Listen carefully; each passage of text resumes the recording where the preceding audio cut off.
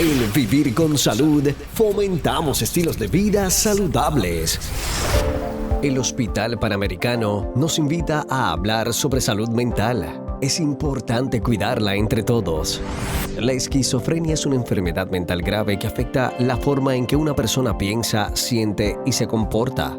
Las personas con esquizofrenia pueden parecer como si hubieran perdido el contacto con la realidad, lo que puede ser angustioso para ellas, sus familiares y amigos. ¿Cuáles son los síntomas de la esquizofrenia? Conversamos con el doctor Ángel Martínez, psiquiatra. Cuando de tu salud se trata, escoge a Vivir con Salud, con la periodista Luz Nereida Vélez. Somos tu nuevo estilo de vida. Y hoy estoy de lujo, aparte del doctor Ángel Martínez, quien es el director, médico del Hospital Panamericano. También me acompaña el director de las clínicas externas, el doctor Peter González. Voy a trabajar y tocar primero el tema de la esquizofrenia con el doctor Ángel Martínez, que creo que está conmigo en la línea telefónica. Buenos días, doctor. Buenos días. Qué bueno estar hablando de este tema que es tan importante en estos tiempos. Y definitivamente vemos, ¿verdad?, que cada vez la salud mental cobra mucha mayor importancia y a la que tenemos que cuidar porque las emociones inciden en todo en nuestra vida, no solo en esa salud física. Doctor, pero cuando hablamos de esquizofrenia, ¿cómo la podemos definir? Pues estamos hablando de una condición mental crónica, ¿verdad?, que está caracterizada por unos episodios de psicosis. Entonces tenemos que definir psicosis como cuando se pierde el contacto con la realidad. Es difícil diferenciar de lo que es real y lo que no es real. Y esto se puede observar de distintas maneras, sea por ideas delirantes, unas ideas fijas de algo que no puede ser verificado por la verdad. Existen distintos tipos de ideas delirantes. Y hay alucinaciones, pueden ser otro de los síntomas, que es percibir un estímulo que no está presente. Es decir, puede ser que escuchemos una voz que no está presente, unas conversaciones que no están presentes, podemos ver cosas que no están presentes. Prácticamente todos los sentidos pueden tener este tipo de experiencia cuando padecemos de una condición de psicosis como lo puede ser esquizofrenia. Siendo más común las alucinaciones auditivas.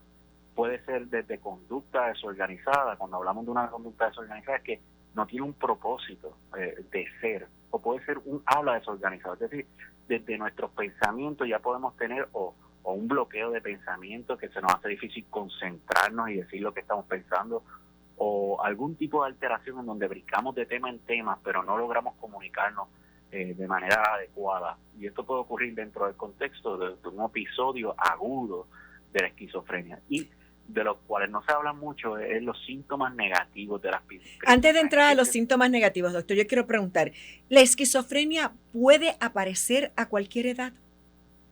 Sí, la realidad es que sí, la esquizofrenia puede aparecer a cualquier edad. Es más común que comience en la adolescencia tardía a la adultez temprana.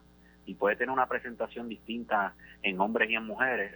En las mujeres tiende a ser un poquito más tarde cuando se presenta el diagnóstico y en hombres tiende a ser más temprano. Pero aún así es importante aclarar que puede ocurrir a cualquier edad.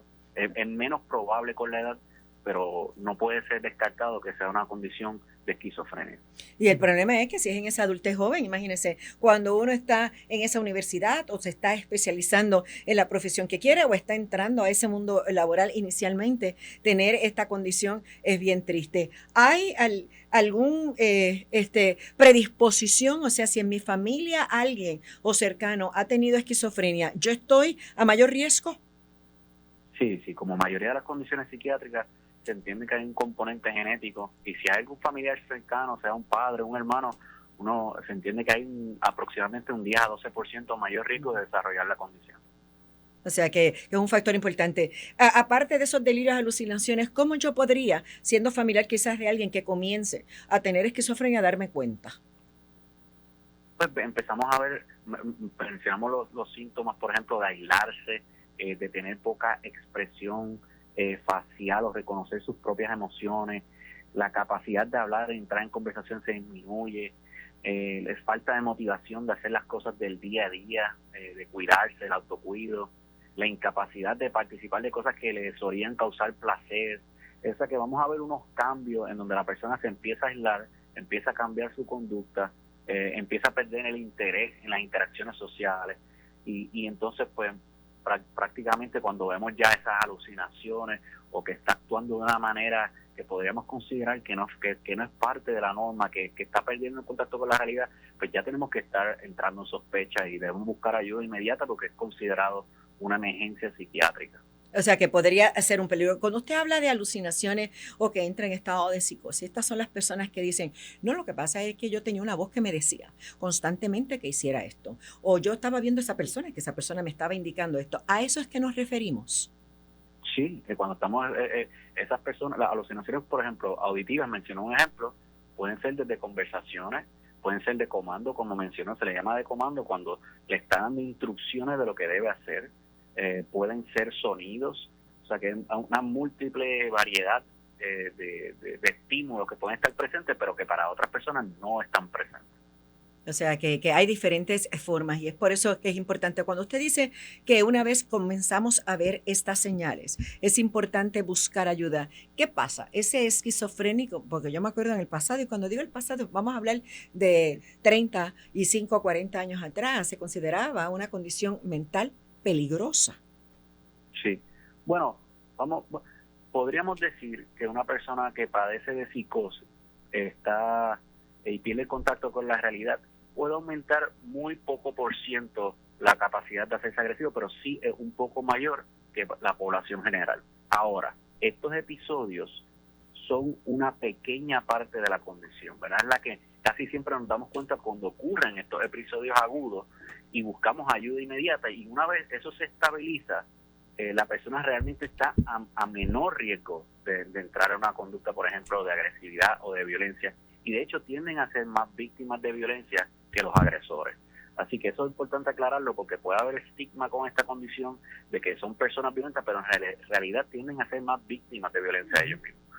Eso no lo sabía. ¿Qué es lo que ocurre en el cerebro? Porque sabemos que tenemos, ¿verdad?, unas sustancias, tenemos unos neurotransmisores y unas sustancias que se segregan. En el caso de algunas, pues brindan bienestar, placer. En el caso de otras, pues podrían, ¿verdad?, proteínas que se acumulan y llevarnos al Alzheimer. Pero en el caso de la esquizofrenia, ¿qué es lo que pasa? Bueno, hay muchos componentes que pueden estar afectando, hasta hormonales, se entiende que pueden estar afectando, pero realmente cuando estamos hablando de psicosis, el neurotransmisor más conocido por estar involucrado en estos procesos es el exceso de dopamina, particularmente en el área mesolímbica, un área asociada al placer y a la premiación, y muchas otras áreas del funcionamiento del ser humano diario. Pero también se entiende que puede haber desbalance de otros neurotransmisores, de glutamato, ¿verdad?, de lo que es la serotonina, y por eso existen tratamientos que trabajan en bloquear los receptores donde este exceso de dopamina podría trabajar para disminuir estos síntomas de psicosis que pueden surgir durante periodos agudos. O sea que entonces cuando ustedes van a evaluar a este paciente, no es meramente quizás buscar ese historial, ¿verdad?, familiar y historial médico, sino que se hacen unas pruebas para ver cómo están esos niveles de esas sustancias en nuestro cerebro. Bueno, realmente para verificar neurotransmisores no es algo que se hace porque sería algo invasivo. Usualmente se hace más por el historial, pero sí hay que descartar otras condiciones físicas. Los laboratorios que se hacen son para descartar condiciones físicas que podrían presentarse con síntomas de psicosis, como por ejemplo hay alucinaciones olfactorias, que eso es bastante raro que ocurra cuando son de olores en específico. Pues entonces un médico posiblemente le haga un chequeo para verificar que no sea algo como la epilepsia del lóbulo temporal, que está conocida para causar este tipo de alucinaciones. Y existen múltiples condiciones neurológicas que pueden causar alucinaciones, desde trauma a la cabeza, lo que es condiciones como demencia, de Parkinson, una se llama Lewy body, está asociado a tener alucinaciones frecuentes. En la condición de demencia de Parkinson se dan medicamentos que pueden aumentar los niveles de dopamina, y ahí empieza una evaluación que usualmente es complementada entre psiquiatras y neurólogos, porque un medicamento que ayuda para Parkinson aumenta la dopamina y puede causar alucinaciones, y eso después posiblemente amerita un tratamiento para disminuir esas alucinaciones de parte del psiquiatra, y hay que encontrar ese balance en ese tipo de pacientes. Así que hay muchas condiciones físicas que también pueden causar alucinaciones y se descartan cuando se está trabajando con un proceso de identificar la esquizofrenia. Yo le agradezco al doctor que haya estado conmigo. Yo voy a continuar dialogando sobre este tema y qué cosas, ¿verdad? Dentro, doctor Martínez, de la psicoterapia podemos, ¿verdad? Trabajar con estos pacientes y ese apoyo de ese círculo, ¿verdad? Familiar que es tan importante para que muchas veces puedan salir hacia adelante, porque sabemos, ¿verdad? Que aún teniendo la esquizofrenia podemos ser personas funcionales. Claro que sí. En la mayoría de los casos nos podemos permanecer con un funcionamiento óptimo. Se puede brindar psicoterapia cognitiva conductual y entrenamiento de destrezas sociales, y lo que estamos haciendo ahora, que es crear conciencia, crear empatía, reducir estigma y aumentar el acceso de las personas a un tratamiento para que esa persona pueda vivir una vida óptima. Bueno, y ahora aquí con nosotros el doctor Peter González. ¿En dónde engrana aquí la psicoterapia? Mire, bien importante la psicoterapia, como bien te dijo el doctor Martínez, excelente psiquiatra y director médico del Hospital Panamericano. Cuando estamos hablando de esquizofrenia, el paciente como tal tiene una necesidad que son primordialmente psicofarmacológicas, pero tiene que ir acompañado de una psicoterapia. El medicamento como tal por sí, primero, si el paciente no entiende por qué es importante tomárselo, para dejarle tomárselo. Y un paciente esquizofrénico sin que no se tome los medicamentos, vamos a hablar que va a entrar en estas crisis tan frecuentes que entonces se va a deteriorar mucho más a nivel social, a nivel familiar, a nivel laboral, porque los pacientes esquizofrénicos trabajan bien diferente a lo que pensamos muchas veces. Tienen una vida productiva y aprenden a reconocer los síntomas para entonces saber cuándo buscar ayuda. Yo tuve una mamá de 3 hijas que por un caso de custodia querían remover estas menores, y en ese momento el argumento principal era que tenía esquizofrenia paranoide. Ella pudo probar de una manera magistral que ella podía reconocer cuando iba a caer en crisis, tomar acción para dejar entonces a sus hijas cuidando con familiares o con el mismo papá que estaba luchando la custodia, estar en su tratamiento y luego volver otra vez a esa fase precrisis y seguir laborando y ser una buena mamá. Te estoy hablando de hace 15 años más o menos. Estas hijas crecieron, se casaron, ella es abuela ahora y es esquizofrénica paranoide, que tal vez es la condición que más duele a nivel social y a nivel como profesional dentro de la salud mental. O sea que la psicoterapia, quizás el valor que tiene dentro, ¿verdad?, de estos trastornos mentales es que nos ayuda a reconocer cuándo comienzan esos síntomas, cuándo tenemos esas señales de alerta, que entonces nos ayuda a detenernos, a buscar quizás el medicamento, a buscar entonces quizás la ayuda con nuestro psicólogo clínico para evitar caer entonces en los estados de crisis. Correcto, y que ese estado de crisis cuando caigo sea manejable y que pueda salir de él.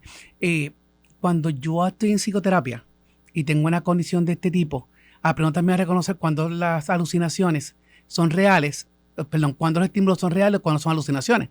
El paciente te puede decir, yo sé que estoy aquí al lado mío con una nena pequeña, que la veo todo el tiempo, que me habla, pero yo sé que es una alucinación y yo lo que hago es ignorarla como si estuviera cambiando un canal o si tuviera el televisor en mute, pues entonces lo hago de esa manera. Así que las alucinaciones puede que no desaparezcan. La esquizofrenia no tiene en este momento una cura, pero sí las personas aprenden a cómo yo poder manejar estos síntomas y poder reconocerlo y poder tratar de obviarlo para vivir una vida común. Cuando hablamos de Puerto Rico, Luz, estamos hablando que en Puerto Rico... Te iba a preguntar cómo está la situación. Estamos hablando de 35,000 personas diagnosticadas con esquizofrenia, lo cual es el 1% de la población. Si nos vamos a nivel mundial, estamos hablando que 24 millones de personas sufren de esquizofrenia, lo cual se traduce a 1 en cada 300 o un 32% de la población en el mundo tiene esquizofrenia. No es una enfermedad rara, es una enfermedad bastante común con la que hemos aprendido a vivir y hemos aprendido a quitarle el estigma.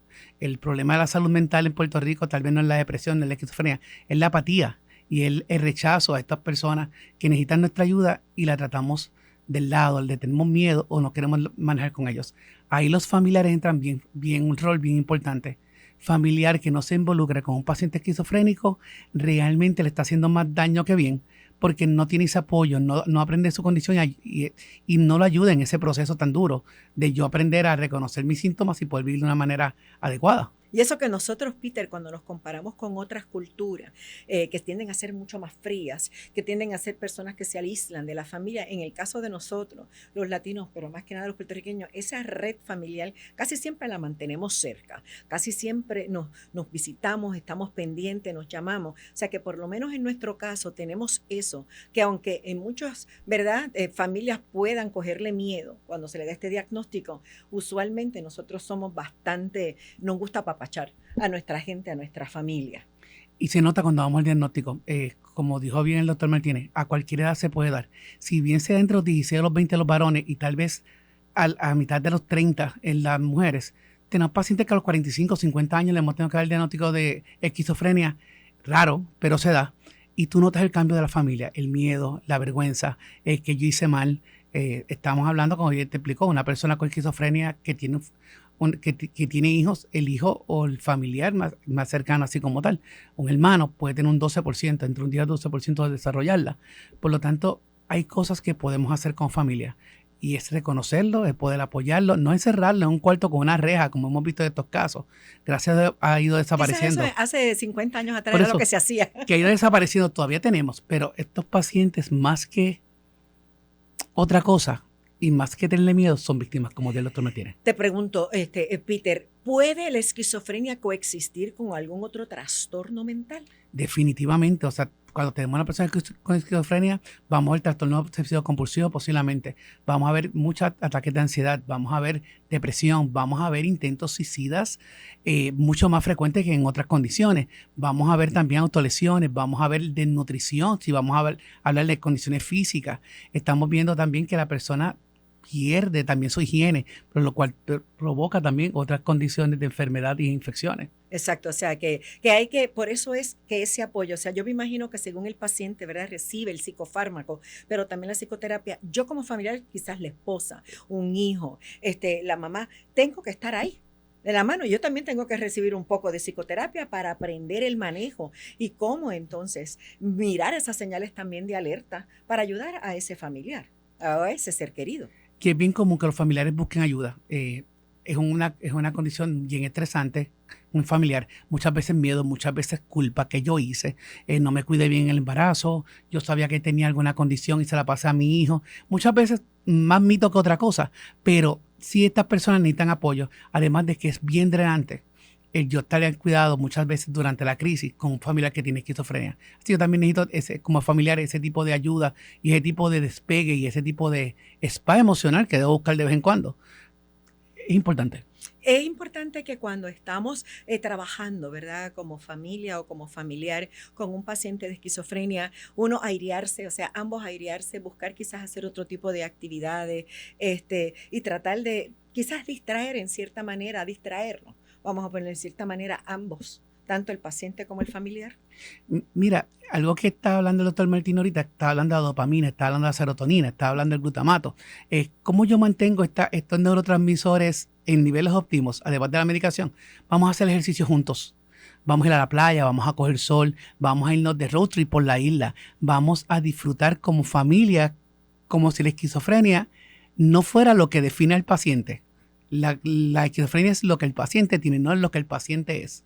Así que vamos entonces a prepararnos, a hidratarnos, a nutrirnos bien, pero sobre todo, como dije al principio, el ejercicio es bien importante para estos niveles de dopamina y serotonina para poder mantener ese estado de bienestar en cuanto al estado de ánimo y esa energía y ese disfrute que tenemos cuando hacemos un deporte o algún tipo de ejercicio que nos gusta. O sea, que me imagino que entonces con ese fármaco, con esa psicoterapia y si le añadimos, ¿verdad?, esa actividad o ejercicio a nuestra vida, vamos a tener un paciente totalmente funcional. Eso es lo que esperamos. La expectativa es que sea lo más funcional posible y que sea productivo y que sea independiente. Es lo que todos aspiramos con un paciente de X o Y condición emocional. O sea, que lo que buscamos a través, ¿verdad?, de ir a un psiquiatra para que se le quite el estigma que la gente tiene de que voy al psiquiatra es porque estoy mal de la cabeza. Mire, debiéramos ir al psiquiatra o al psicólogo clínico una vez al año. ¿Usted sabe qué? Para descargar la basura que nuestro cerebro aloja. Y vamos a empezar un año diferente según hacemos con los niveles de azúcar en sangre, revisamos nuestro corazón, cómo está ese colesterol, la presión arterial, todos esos análisis que hacemos de sangre, de orina y todo eso, pues debiéramos hacerlo también con nuestro cerebro para aprender a poder manejar mejor y a tener una buena actitud y ser mejores seres humanos. O sea que la gente tiene que aprender que si hacemos eso, ¿verdad? Esas actividades físicas, nos va a ayudar grandemente. Definitivamente, y la recomendación que has dado de ir a un psiquiatra, a un psicólogo, por lo menos una vez al año, mucha gente lo está haciendo en Puerto Rico, estamos yendo a cambiar, y es una buena alternativa. Mi médico primario, así como me da los laboratorios, quiero ir al psicólogo para ver cómo estoy. Habemos sitios que hacemos esa primera evaluación gratis, que puede ir, no, ni siquiera el plan médico se le cobra, y usted sabe cómo está, y sabe si necesita ese apoyo, si está bien o si está haciendo algo que podría ser mejor. Exactamente, porque es importante reconocer, ¿verdad?, aquellas cosas que nos deterioran emocionalmente y saber atajarlas y saber bregar la vida diaria. Peter tiene muchos problemas. No está, o sea, nunca vamos a estar exentos de eso. Nadie va a estar exento de algún tipo de dolor emocional. Y todos, pero todos, Luz, todos, necesitamos de vez en cuando ese hombro donde llorar. Se vale llorar. Uh-huh. Y a veces ese abrazo, ese que me escuchen. Puerto Rico está acostumbrado a que hablar, y se nos olvida que tenemos que escuchar. Y a veces necesitamos que nos escuchen. Tenemos que hablar también y que alguien nos diga, ¿sabes qué? ¿Lo estás haciendo bien o puedes hacer esto otro? Lo que me preocupa es que, fíjate, ustedes ambos han mencionado, tanto el doctor Martínez como tú, de que esto ocurre y se empiezan a ver esos síntomas en una edad joven, o sea, una edad productiva, una edad en donde muchas veces mamá o papá, o sea, o un varón o mujer entrelazan, ¿verdad?, esa relación, quieren crear una familia. Y eso es preocupante. Sí, y estamos hablando de que muchas veces le achacamos a mitos, ¿no? Es que se tomó algo en una Coca-Cola y le dio la esquizofrenia. Si bien la sustancia... Yo nunca había escuchado eso. Sí, Los mucho. pacientes te dicen eso. Los familiares. Es que él estaba muy bien, estaba en la universidad, estaba solo en el dormitorio y aparentemente le echaron algo en el trago o en la Coca-Cola y salió esquizofrenia. Si bien las drogas te pueden sacar a flote la esquizofrenia y otras condiciones más, tenemos que darnos cuenta que nos va a dar esquizofrenia si estamos predispuestos y tenemos el factor genético para ello. Y tenemos que aprender a lidiar con ella, porque si nos vamos a casar, si vamos a tener hijos, si vamos a tener un trabajo, y si yo no mantengo a raya esos síntomas, me van a afectar grandemente en lo que puede ser mi productividad, mi autoestima, porque entonces me voy a aislar, voy a pensar que estoy diferente, la gente me trata mal, voy a ser víctima de abuso, me usan para tipo, los pacientes esquizofrénicos en Puerto Rico lo usan para crimen. Sí. Lo usan para diferentes encargos. Y si yo no puedo reconocer a mi familiar y puedo ayudarlo, o la persona, el paciente, no reconoce eso, va a tener una vida bien triste. Y eso es lo que no queremos. Queremos que la persona sea productivo, sea feliz y de entre sus condiciones pueda ser una persona totalmente funcional. O simplemente a alguien que cometió un asesinato, eso es porque estaba loco, porque tenía esquizofrenia. Muchas veces tenemos que, ¿verdad? Quizás esos son otros. Por eso esos son otros. Es que tenemos que empezar a diferenciar lo que sería una ira al extremo y lo que sería una esquizofrenia. Seguro que sí, seguro que sí. Porque la ira es una cosa momentánea. La esquizofrenia ya es un trastorno. Y el deseo de hacer algún delito está ahí también en una persona normal y después se adjudica de que tenía algo. No, muchas veces no. Para eso tenemos los psicólogos forenses. Exacto. Que muy bien lo trabajan. De todas maneras, estas personas, tanto con el fármaco como con la psicoterapia, pueden tener una vida prácticamente normal. Esa es la expectativa siempre y eso es lo que trabajamos y eso es lo que vemos. No todo el mundo, no es una promesa de que todo el mundo va a estar bien, pero sí la mayoría de personas que sigue con ese régimen de psicofarmacología, psicoterapia o un sistema de vida saludable, definitivamente puede lograr mantenerse a un nivel óptimo de funcionamiento. O sea que podemos entonces ser personas, a lo mejor quién sabe, ¿verdad? A veces puede que uno esté en algún sitio y tenga al lado un esquizofrénico, y está normal. Definitivamente. Porque buscó el tratamiento, supo entender su condición y está, mire, siendo productivo. Es correcto. Así que es importante que usted, mire, no señale y nunca tampoco juzgue, porque todos estamos expuestos en algún momento de nuestras vidas a tener algún trastorno mental. Peter, gracias como siempre. Peter es mi psicólogo clínico personal, así que me encanta hablar con él. Yo siempre valoro todo el trabajo que ha hecho conmigo y hoy pues me siento feliz con quien soy. Gracias, Luz. Y gracias al Hospital Panamericano por habernos traído en este segmento una condición como esta para que usted entienda y aprenda que no podemos estar señalando ni juzgando. de esta manera yo me voy a despedir deseándoles que tengan una semana preciosa y agradeciendo muchísimo a L'Oréal Caribe por haberme incluido en las 45 mujeres que mueven el Caribe, más que honrada por el reconocimiento junto a mujeres maravillosas de las diferentes islas que componen esta región. Así que agradecida de L'Oréal Caribe. Bendiciones en esta semana que va a comenzar. Cuando de tu salud se trata, escoge lo mejor. Vivir con salud, con la periodista Luz Nereida Vélez. Regresamos en breve.